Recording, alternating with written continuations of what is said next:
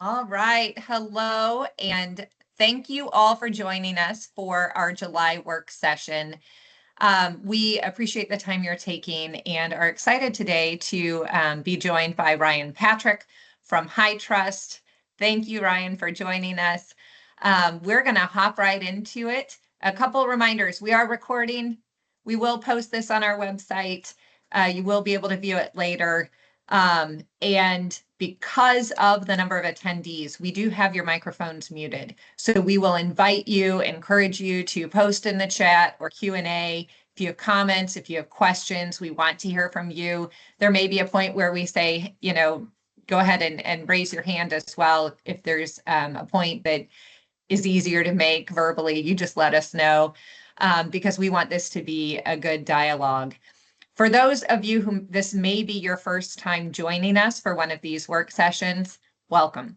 So we started doing, just for a little background for those who may be new to this forum, we started holding these monthly GovRAMP work sessions in April. So we've had one in April, May, June. This is our fourth work session. We started doing this as a result of watching the FedRAMP work sessions. And we had so many of our members coming to us and asking us just for insights in terms of what's happening and what does it mean for GovRAMP. And those are really great questions. And so we started hosting these monthly sessions so that we could really report back to you. Our team is engaged in the working groups, engaged, certainly following what's happening. So we wanted to have these forums to be able to report back to you. Here's what we're seeing. Here's some of our commentary, but most importantly, to invite you to also give comments back to us in terms of what you think is most important and what matters from a GovRAMP perspective. We've said before, we want to be the playground, kind of the proving ground for innovation and continuing to drive cloud security forward. And so this has been an exciting certainly 4 months, 5 months that we've been on this journey together, but we're going to kind of walk through just an agenda today. We're going to walk through a few things. We're going to start differently than we have in the past, and that is with a presentation with Ryan and HITRUST, because we have been just so grateful, Ryan, for the collaboration that we've had with HITRUST. We've been working through a pilot now for some time to think about how do we bring, probably longer, Ryan, than we contemplated initially when we began this journey, but we all have day jobs too. So I think this has been, it seems like it fits really in line with some of the broader conversations happening in the FedRAMP environment around, what can it look like? What can framework harmonization look like in practice? How do we drive more toward the audit once, serve many concept that I think a lot of us are working toward, and feed into that automation conversation as well. So we wanted to report out to all of you, just share a little bit of what we've been doing for a couple of years now with Ryan and his team.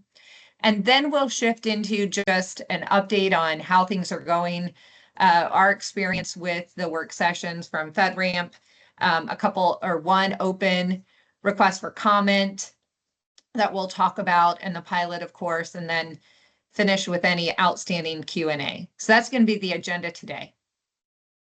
All right, with that, I'm going to share a presentation that we were able to put together with Ryan and your team. I'm going to pull it up, Ryan. But as I'm pulling it up, I'd invite you kind of tell us a little bit about this fast track from your perspective, this pilot that we've been working on, and just kind of where we are with this. Yeah, so first off, thanks for having me on, Leah and team. This pilot in my head, hopefully ultimately a program sometime in the future, is it's a passion project for me. So for any of you who've been living in the cybersecurity, GRC, risk management space for any amount of time, have probably been subject to the continuous audit loop that a lot of organizations that are constantly in, because you're doing a GovRAMP, you're doing a HITRUST, you're doing a SOC 2, you're doing PCI, and you're just spreading it out throughout the entire year. And the crazy thing is a lot of these standards, regulations, frameworks have a tremendous amount of overlap in what they're asking you to demonstrate maturity and scalability against. So why do we spend so much time, so much effort, so much money, so much stress doing these bespoke individual assessments that are arguably covering the same things and are trying to accomplish the same goal? So I think we're a little over 2 years now since the state ramp team or GovRAMP team and HITRUST have been working together. Lots of work up front just to understand, hey, are there synergies between our two organizations, and how would this possibly look if we were to harmonize? And then since then, we've been working with CSPs to vet out the pilot itself, which is the goal is to prove the program. So the whole point of what we're trying to do here is to make organizations provide CSP's life not necessarily easier, but less costly, less stressful, and more time to focus on, being a business and managing risk and all the other things that people have going on in their world. So that's kind of the precursor for all this. There's a whole lot more information. I don't know if we'll get to all of it in this presentation, but you know, feel free to reach out to me. Feel free to reach out to anybody on Leah's team, and we can brief you in more detail.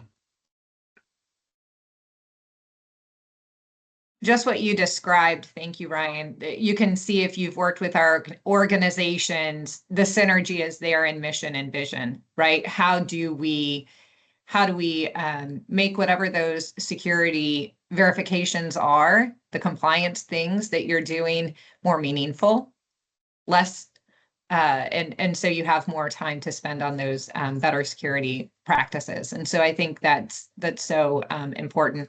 This is just a quick organizational overview slide. As you said, we kind of started with, who are we? We found there was a good partnership opportunity. And then we had to understand, how do our programs work, right? Where is the potential alignment? So Brian, if you want to speak through yours, and then we can just high level touch on kind of how they marry up. Yeah, so HITRUST, and I'm assuming the audience is probably more familiar with GovRAMP than HITRUST at this point. So HITRUST is structured in a similar manner, at least from a assessment methodology and the way that the assessments are conducted, which worked really, really well in the favor of finding these synergies. So HITRUST doesn't do any assessments, much like the GovRAMP PMO. We're a consumer of completed assessments by, we call them external assessors. You can equate them to 3PAOs. In fact, there's a good amount of overlap between GovRAMP 3PAOs and HITRUST external assessors. So we set the standard in which the assessments need to be conducted. We set the controls. So we do all of the control selection for the three assessments, three security assessments we have. We also have an AI assessment that can get folks certified. And then we run, I call it a 6+ layer of quality assurance on every single assessment. So if you think about the world of ISO, or if you think about, the world of SOC 2, everything's decentralized. The firms that are doing the actual testing are the ones that are writing the reports, so on and so forth. Whereas in the world of GovRAMP, in the world of FedRAMP, and the world of HITRUST, everything comes back to the mothership, so to speak, and is reviewed, and then the reports are issued based off of the mothership's feedback and decision making, I guess. So a couple other things about what we've done over the last 18 years is we've built a shared responsibilities program. So all the major cloud service providers are already HITRUST certified, and we believe in a comprehensive assessment. So like in the SOC 2 world, and I'm not picking on SOC 2, they're just a classic example. You can carve out elements of your environments, especially the in-scope environment, if you don't want to include them or you don't think it's relevant. In the HITRUST world, you can't do that. So we force you, if you are hosted up in AWS or Azure or something like that, to go get the information for the controls they manage on your behalf in order to complete your assessment. We have built a program where, since they're all certified now, you can automatically pull their assessment results into your assessment. You're basically reusing the certified controls that are relevant to you based on their assessment, thus hopefully streamlining and making the process that much less painful. And then I think this is, I don't want to say the wave of the future, but I think this is the direction that we're all going to go in. And I think anybody who's familiar with what FedRAMP is doing with 20X, we don't believe that PDFs are the future, PDF reports. We believe in providing testing results and certification reports in some kind of structured data format. So we've made available this API where you can call on that API once the certified organization, grants you access to pull their assessment results, pull it into whatever you want, whether it's some kind of GRC tool, a VRM tool, something else. That way you're looking at structured data. It makes analyzing those testing results that much easier, especially when you're comparing assessment to assessment. So Leah, I promise I'm off my HITRUST soapbox now, but I wanted to. No, I invited it. I think it's important, but it's where we started was to go, okay, how does your program work? And then how does ours? And again, where do we find that alignment? Certainly with GovRAMP, we have our nonprofit, our governing boards are the ones really setting those requirements and setting that, establishing the process. But we work so closely with our PMO partner who's executing that with our providers and the mothership, Ryan. That's pretty great. Who is reviewing. I'd invite Fred or David if you want to just anything you want to add to our security program kind of details. No, that was pretty good, Leah. Okay. Yeah, Leah, as always, you've left no space for the rest of us. You've covered it. Stop. You've covered it well. This I'm going to owe you a coffee later, Fred. So we will continue on. So then we had this fast track and framework harmonization initiative. And this is where I think from a passion project, Ryan, we're so aligned. This is, I think, see the pain points. And so we've been going down our own journey at GovRAMP of how do we help harmonize allow for these different paths in to our program. And so we've had from the very beginning a fast track for those who have a FedRAMP authorization or RAR. So if they've, and by that, I mean, if they've done anything, if you've got a provider who've had a RAR or SAR, they can come through before they've received any kind of authorization from FedRAMP. And that fast track is really, you don't have to redo the paperwork, right? You don't have to redo your audit. You can just bring that through. And I think that's really important. We also, from a framework harmonization standpoint, have worked on looking at, we heard a lot of pain points from some of our participating governments who said, hey, this thing CJIS out there that we have to demonstrate conformance to the criminal justice information services security requirements that are established by the FBI for our participating governments. That was a pain point. And we heard it from the provider's perspective as well, where they would say, if I'm GovRAMP authorized, does that mean I meet CJIS requirements? And we said, let's take a look. And so we have developed an overlay that's how we harmonized with those requirements, is we have an overlay to our moderate impact authorization to be able to say, hey, if you meet these, you've demonstrated conformance. Of course, there's no CJIS certification, but this is going to get you really close to being able to demonstrate conformance of meeting those requirements. We have certainly worked with some of our states who had requirements already to harmonize around theirs and their active participants, whether it's Texas, Arizona, or others. And we have our HITRUST pilot. And then also we've got an AI security task force underway right now. So Ryan, I'm going to be calling you in to talk about what you're doing there too. So we can continue to find those synergies. But you can see, Ryan, you've been mapping to quite a bit as well. So I think we're all marching in that same area of harmonization. Let's talk about what we've done though. So once we knew who we were, shared passion, we said, now how do we get this done? Where do we begin? And so Ryan, you've really been such a great leader in this initiative. Also want to give props to Julia Miller on the PMO team, who has worked so hard, right? Everyone give lots of applause, round of applause for the work that she's put into this effort as well. But Ryan, if you just want to walk through the timeline, and then Fred, David, you chime in. Thank you. Yeah. So I will start off with saying this is an oversimplification of what Julia, David, and others on both sides of this equation have spent so much time figuring out. So this is what I mean. If there's questions, things don't make sense, let's figure out a time to talk about it after this working group. But basically, the way that the pilot works at a high level is an organization that achieves HITRUST certification, inclusive of the GovRAMP baselines. So our R2 certification, our most comprehensive, most rigorous certification, they add the GovRAMP baselines to the assessment. They go through our normal testing and certification process, inclusive of that 6+ layer of quality assurance. And they are able to use the output of that assessment as the input into the GovRAMP PMO due diligence process. So in a world where people are subject to both, organizations are subject to both, now you don't have to do 2 individual assessments. You can do the one and reuse that work. What we've done at HITRUST is we normally have our HITRUST certification report, which I always tell people it's in HITRUST-ese. We're our own animal. We have our own language. It's not what everybody else speaks.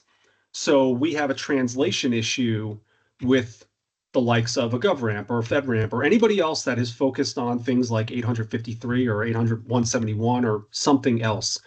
So we've actually developed what we're calling an insight report. And this is the Rosetta Stone for this pilot. It translates the HITRUST-ese into the language, in this case, 853 GovRAMP baselines, the results of testing. So we're doing all of that mapping on the upfront and then building this report on the fly in our tool, which then becomes the report that's handed to the GovRAMP PMO. So once that happens, the CSP will follow the typical GovRAMP PMO due diligence process. Now, there are some nuances which we're trying to prove out during the pilot, and I'll be interested in if David has any comments on this, where there's a whole packet that you normally have to build to submit to GovRAMP in order to have them actually look to authorize you. There's elements of that packet that are somewhat alleviated by this insight report. There's also information that you would populate for the HITRUST assessment that we will pre-populate the GovRAMP templates for. So, think about, I don't know, scope of the assessment and things like that, the organizational information, what facilities, what systems are in scope. We're not going to populate your boundary diagram, but we're able to populate some of the things that go into the templates that you have to fill out for GovRAMP. So the whole goal is you do one assessment, you get through the process, you're going to go through the normal GovRAMP process. So this does not, A does not equal authorization. There's still the due diligence that GovRAMP is going to do, and they're the ones ultimately going to sign off on this. But this is the pilot as it stands today. Yeah. And let's say you all do achieve, or your customers achieve authorization, you are still going to go into the Kanban period. And then the logical question is, okay, I used HITRUST to fast track into GovRAMP on the first go. What happens in the future? We're going to figure that out. So we have some ideas. We have some ideas, but nothing is in stone yet. I think the pilot will help us answer some of those questions. But there's going to be some work after the fact, because there are some differences in the way that HITRUST does its recertification process versus the way GovRAMP does its due diligence to maintain authorization. So, like I said, we have some ideas, but we'll iron those out when we get to that point. So I'll pause there. David or Leah, anybody else, any comments? But So I was reading the chat, and Brian Conrad popped in with FedRAMP and HITRUST are two different security compliance regimes. I'm assuming that's in response to the is HITRUST FedRAMP certified question. But it kind of stimulated me to think, we probably need to talk about how we developed the pilot a little bit, in that we analyzed both frameworks and did that Rosetta Stone, as Ryan was saying, figured out where the deltas were as well, and incorporated the deltas on top of it. So if you're familiar with the GovRAMP CGIS overlay, it's very much the same approach we took of, figuring out, does HITRUST have something that GovRAMP doesn't? Does GovRAMP have something that HITRUST doesn't? And blend the two together so that when you go through this pilot assessment, you're actually being assessed against both frameworks at the same time. Kind of in that model of assess once, use many. Now you're using it across two frameworks. Yeah, and what we did specifically for this pilot. I think we're getting some feedback.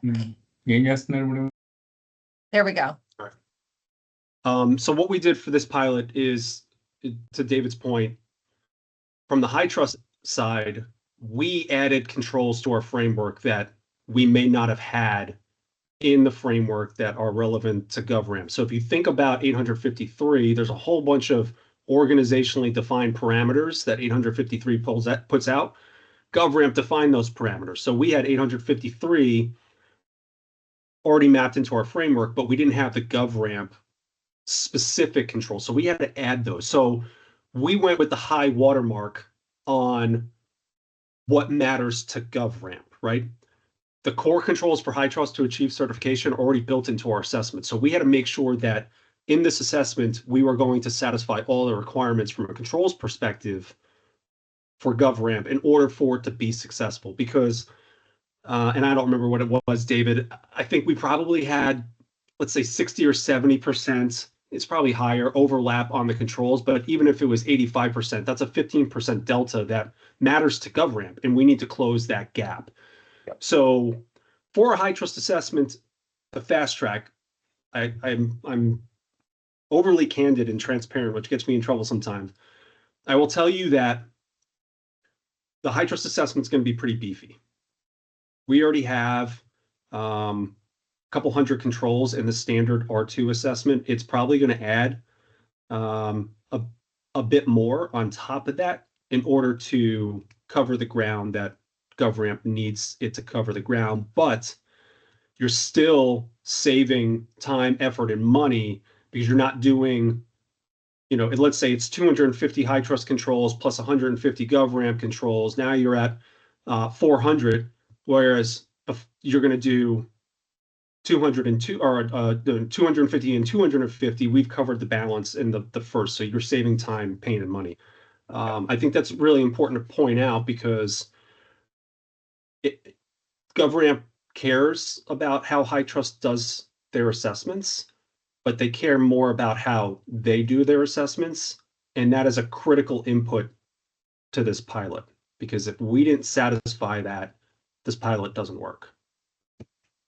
And I'd also add in there, as Ryan was mentioning, looking at blending those controls, there was also a deduplication effort that happened too. So if we were both looking at the same control the same way, we only want to look at it once between those two.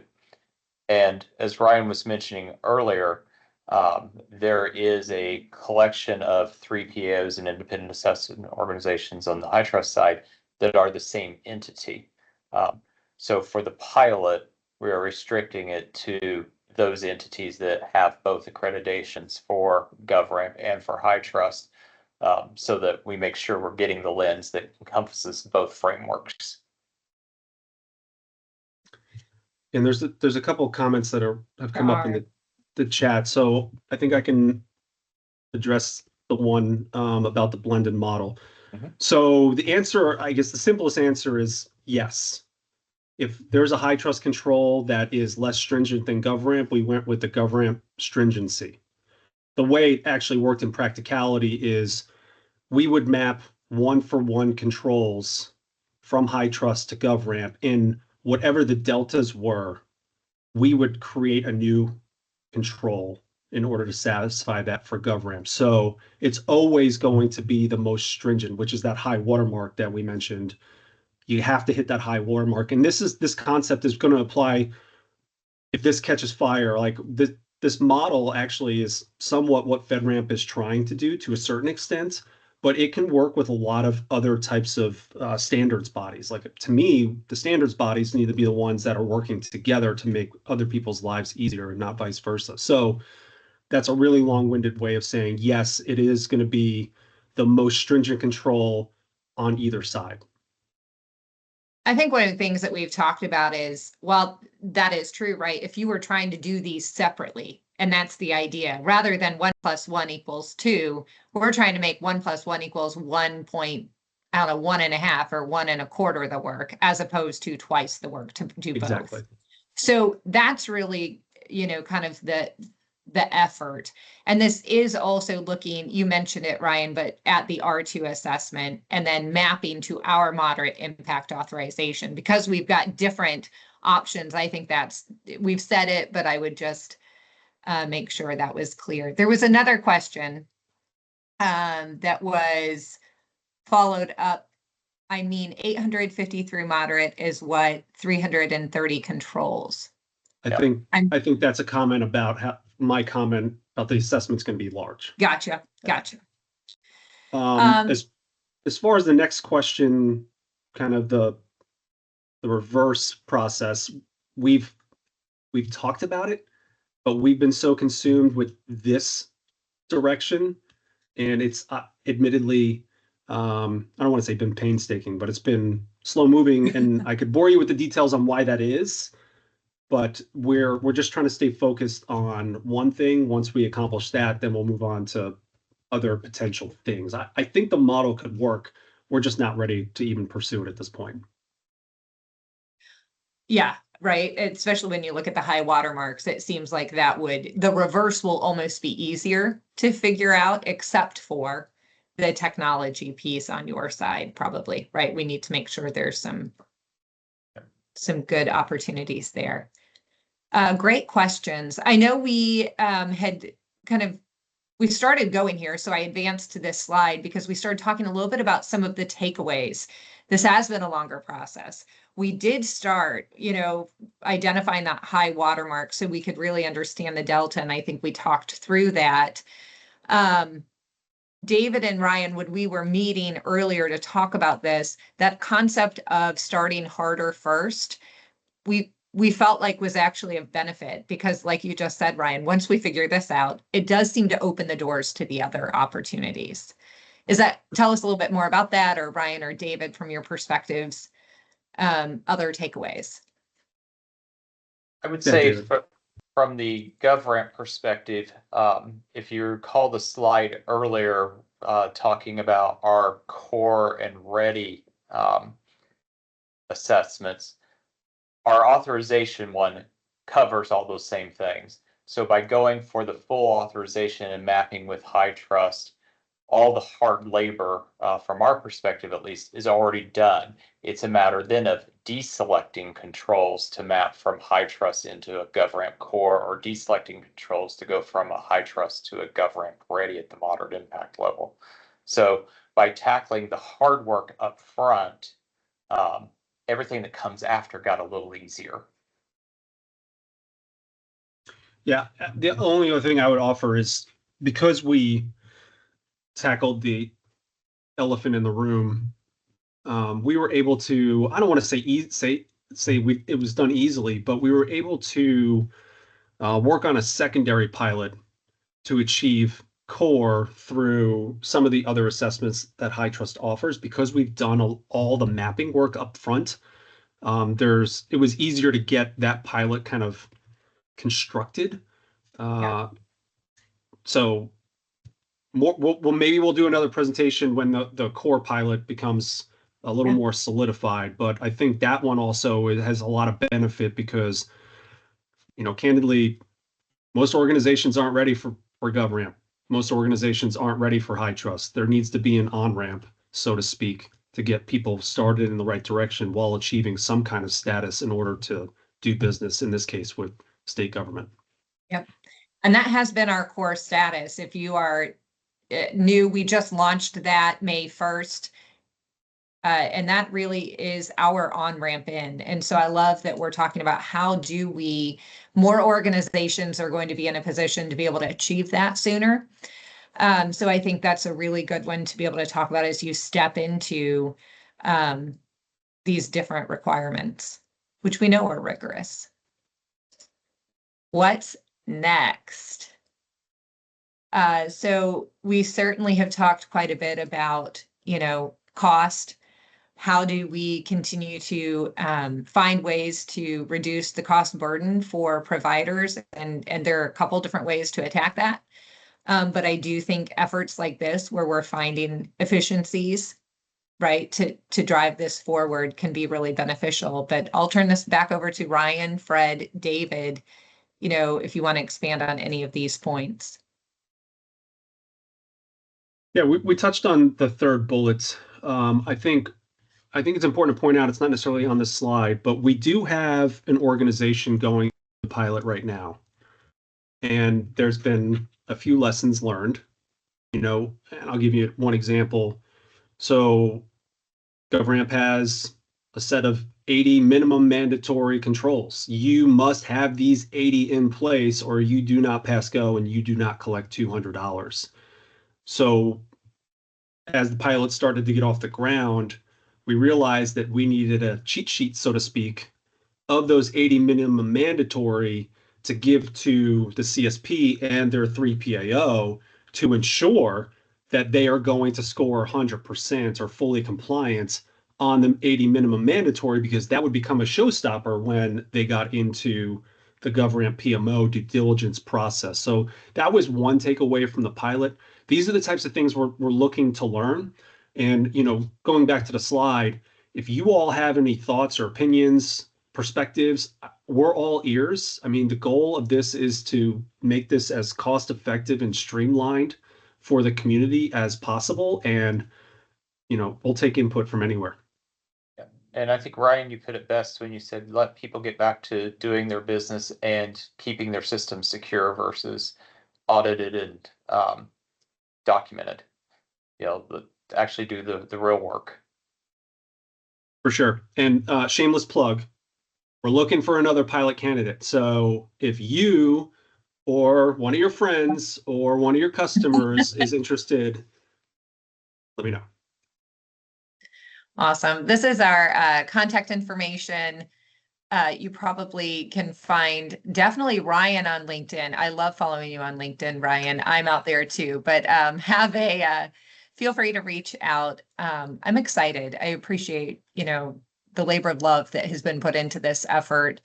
And I think there's a lot of synergy here with what we're working toward that can feed into lessons learned for what's happening in the FedRAMP environment right now too. For sure. Thanks again for having me. Yes. Well, we hope you hang around. Are there any other, I'll invite you. Ryan's not going anywhere, but if you have questions, comments, please feel free to drop those into the, let me see if I can stop sharing, to drop those into the chat. We'd welcome that. Thank you. Thank you. Thanks, Brian. I am going to pull up kind of our work session, let's see, deck here, just talk a little bit about what's been going on. So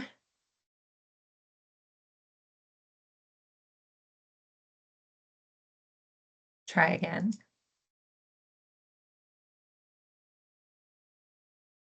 There we go. All right. So today we do have Fred Britton and David Ressler and Alan Dinninger with us, who you should know from these work sessions now. But as a reminder, Fred is our executive advisor to the GovRAMP PMO. David Ressler, you all know and love from our monthly office hours, our GovRAMP PMO director, and Alan Dinninger, who also is with our GovRAMP PMO. So the four of us collectively have been participating in these work sessions and are really excited about how we can help continue to advance these discussions. So We'll just walk through a couple of updates, but really look to all of you if you have questions or comments. The last month has been a little bit, it's like, I'm going to say slower, but I shouldn't because I know a lot is happening. But in terms of activity in the working groups, right now it seems, they've got the roadmap published, moved to 2 different monthly meetings. I don't think they've met.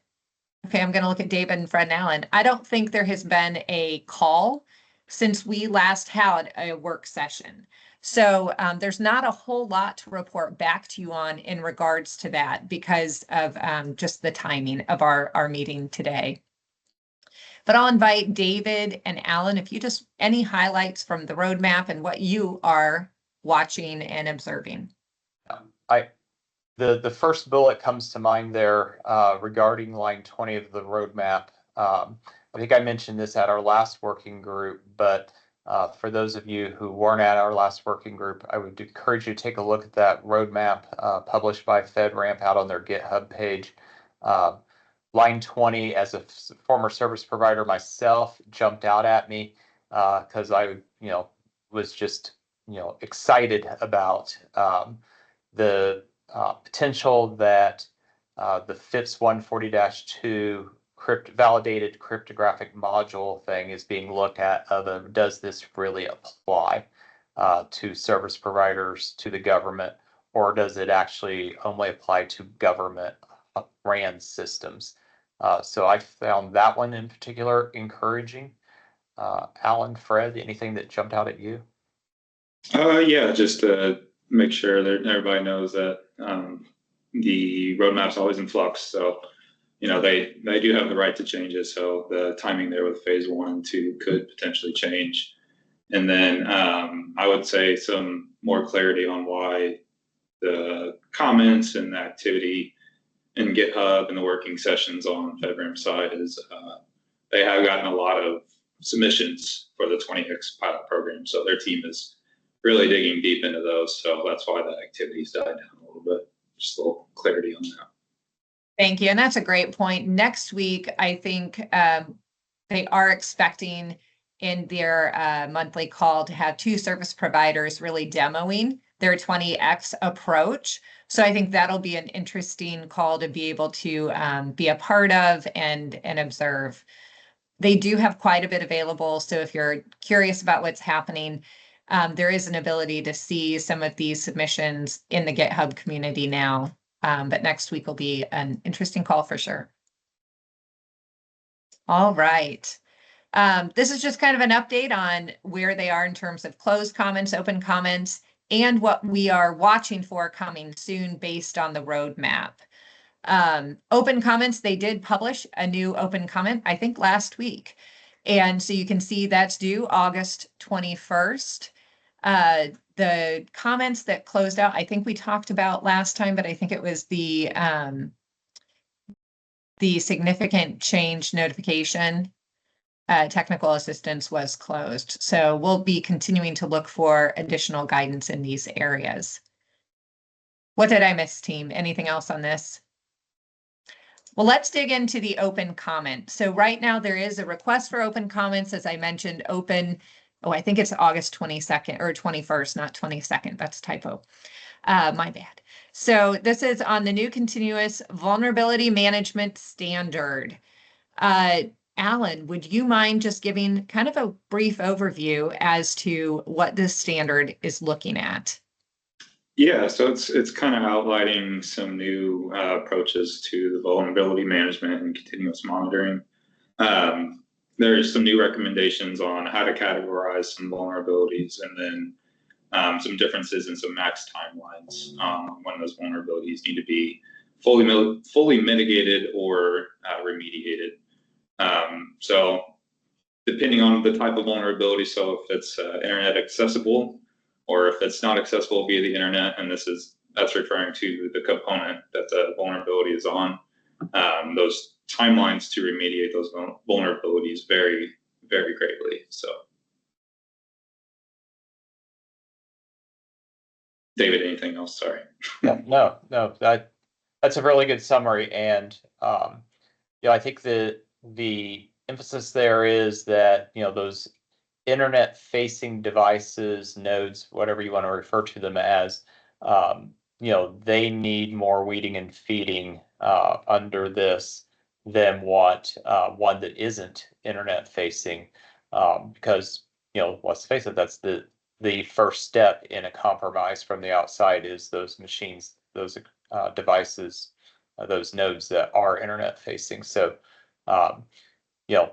we see a lot of scanning tools now that actually incorporate that logic into the scan results and will deprioritize those things that aren't internet facing. And I think this is just essentially codifying that approach. A great point. One of the things I'll note is that just a reminder, the way that the request for comments has been working, it's continuously open. So if you post on GitHub, you can see what others are posting. I don't know that there's, this one just opened, so there's not as much activity, if any, yet. But just something that I know for some of us who are used to responding to government and saying, oh, the deadline's 8/21, I'll respond 8/20.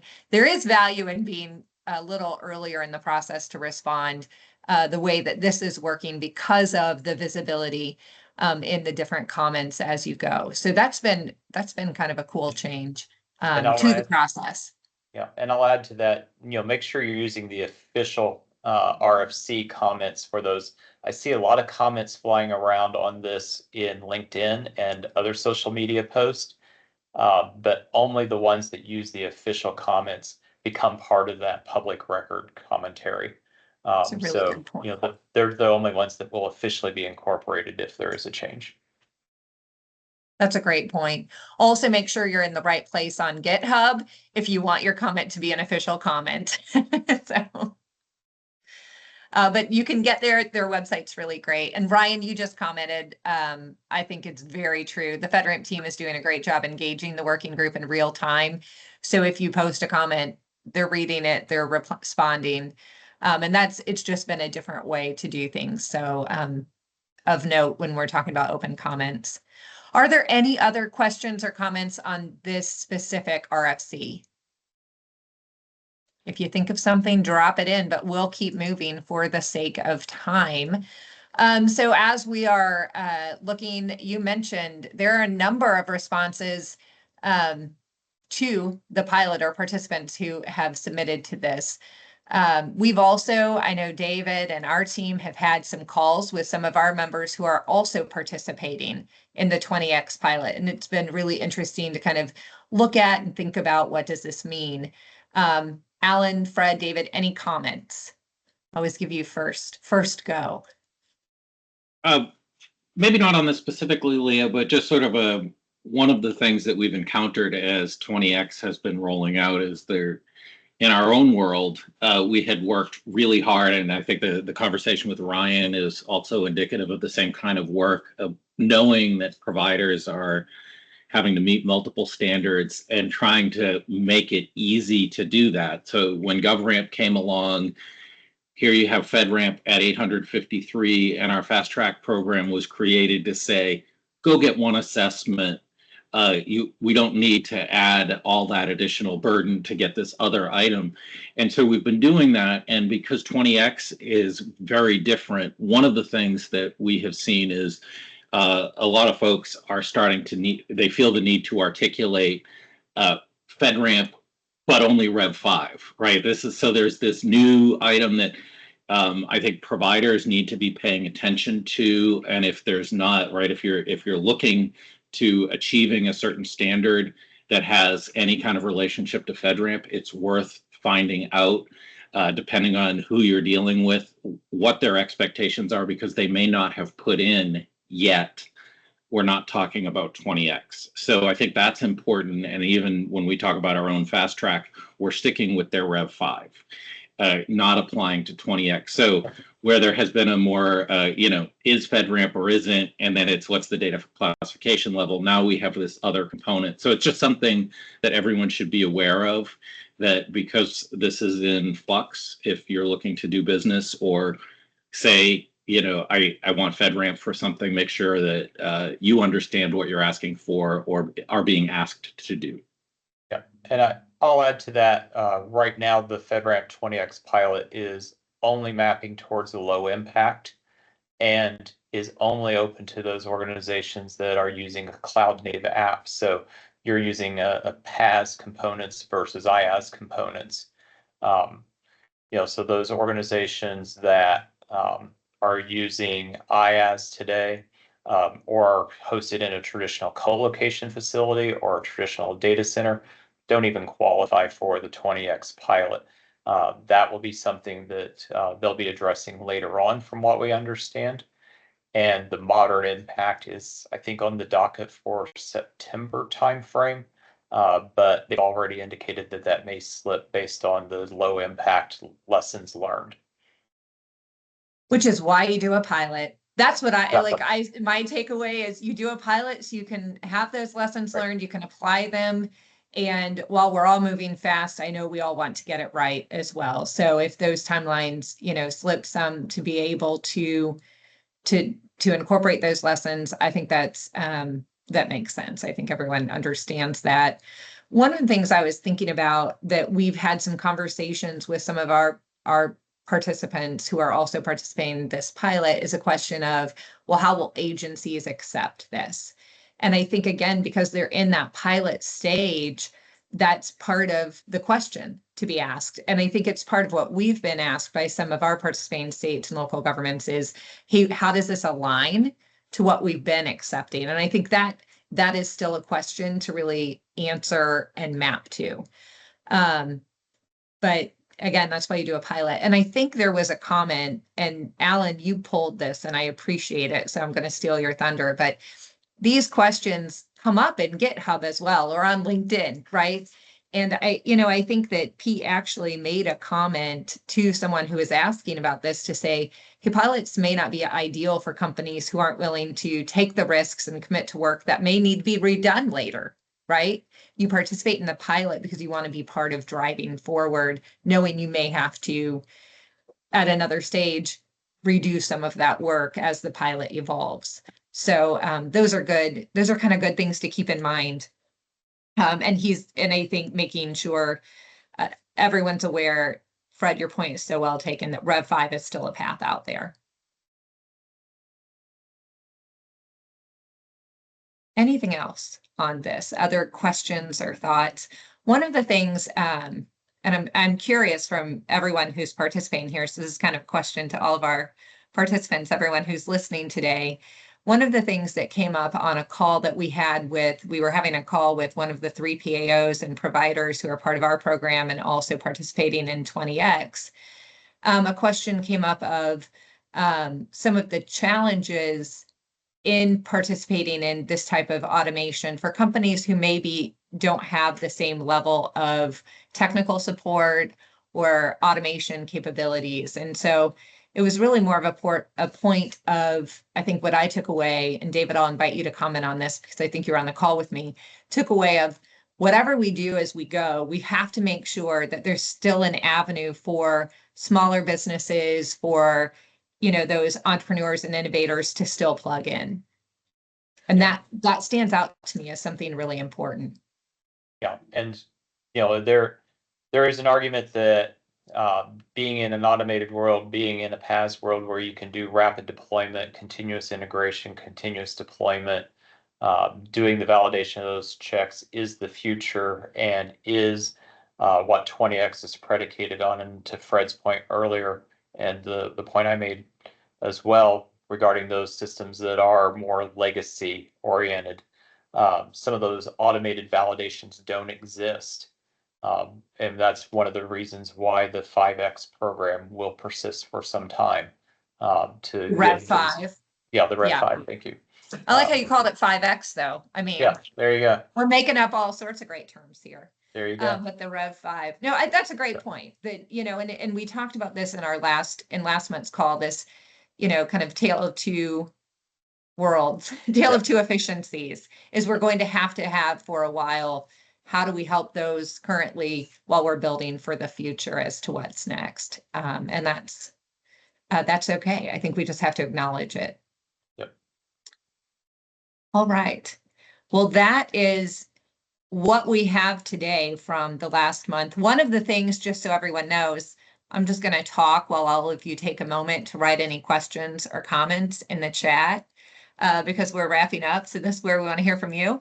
But one of the things I will note is that just because we are in this kind of pilot stage, FedRAMP is in that 20X stage, we are going to meet again, but not until September. That gives us time to be able to participate in a couple of the calls and actually have a little bit more, I think, to report back to you on.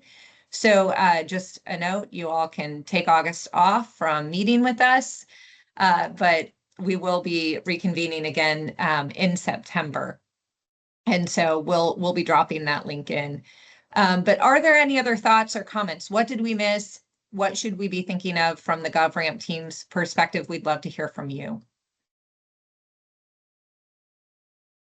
And Ryan, since you've been so gracious to join us, what are your thoughts? I'm just jazzed to be here on the show. Thanks for inviting me. All right. Well, please know that we appreciate everyone's time. Okay, Mike. Oh, and I did want to thank you, Chandler. Just dropped in our September session registration. That'll be on our website too. But Mike Novak, or Nowak, I apologize, commented a couple of times, and I saw your comment. I meant to respond to around, the FIPS validation, and that's certainly something that we'd encourage you to comment on when they are to that point. Hopefully that will be in the next month or two that becomes a discussion topic, but would certainly encourage you to share your experiences there. And I'll share. I was a little jealous of Mike that he only spent 3 months on the there you go. validation part. Well, and I think one of the things, yes, he may not feel the same because I thought that was a really intense 3 months. But Mike, I want to come back to your comment on the interconnections. But before I do think it's worthwhile, David or Alan, could you speak to how GovRAMP handles that FIPS? Because that's a question we receive a lot. And so I want to just have you speak to that, because I think there are some lessons learned there that I'm excited for us to hopefully provide some commentary around. Absolutely. So the origin behind all this really stems back to Control SC13, cryptographic modules. And the GovRAMP stance is a bit different than the FedRAMP stance today, in that GovRAMP only requires that the cryptographic algorithm be one that's a modern algorithm, or FIPS 140-2, soon to be 140-3 certified algorithm or approved algorithm. FedRAMP requires the cryptographic library that you're using in your application to be FIPS 140-2 or for FIPS 140-3 validated, meaning that the cryptographic library has gone to NIST or gone to the NSA and gone through a long process of validation.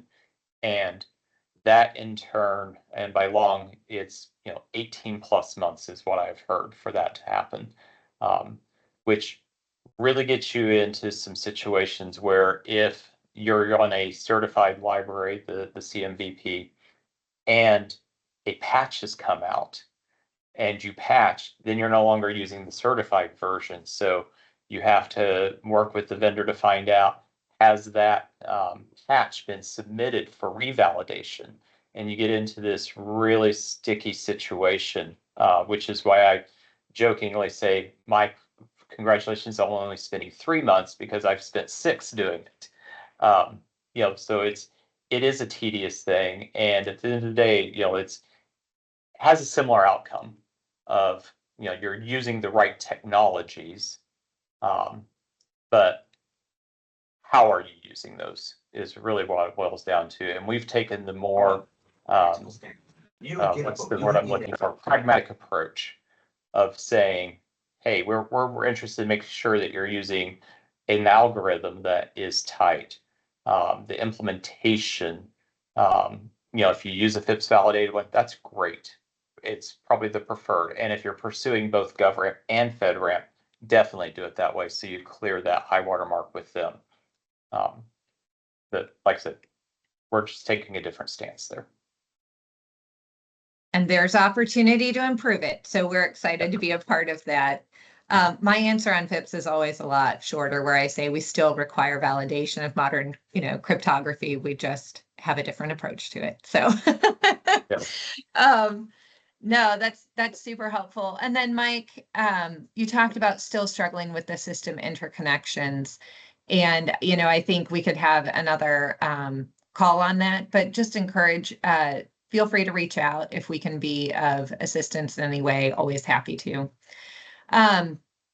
But we are hitting time. So with that, we just want to say a huge thank you to the entire group, for all of you for joining us, Ryan, for being a part of this, for your patience and diligence and passion for our pilot. We're really excited to be able to launch that more fully and see more providers coming through. So yes, Brian, I will see you next week.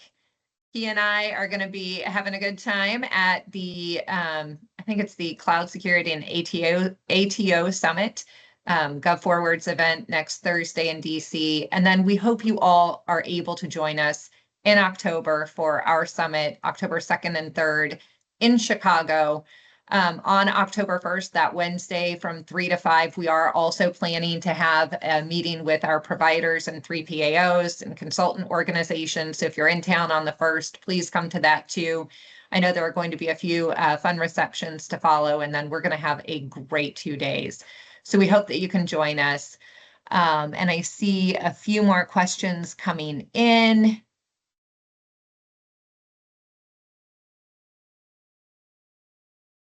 Yes, thank you for the links.